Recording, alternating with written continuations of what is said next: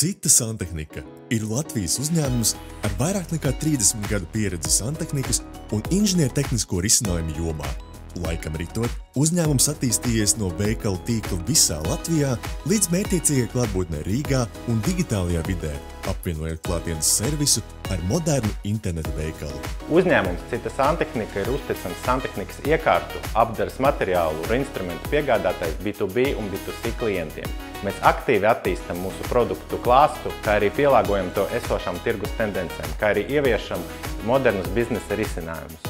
Mainoties tirgumu, uzņēmums investējas e-komercijā un procesu digitalizācijā, un līdz ar to pieaug arī prasības informācijas un komunikācijas tehnoloģiju risinājumiem.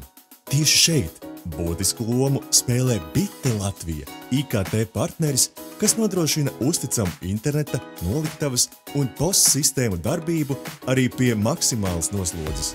Bite Latvija gan uztur, gan administrē arī kritiski svarīgus resursus no internetu veikala mājaslapas līdz datu serveriem, laicīgi novēršot potenciālos trūkumus īpaši noslogotākajās stundās.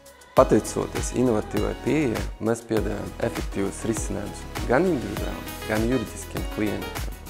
Mēs veidojam pamatātiecībās, balstamies uz uzticēšanas, elastīgumu un dziļu klientu vajadzību izpratni. Mēs nodrošinām augstu apkalpošanas līmeni un atbalstu visos sadarbības posmos.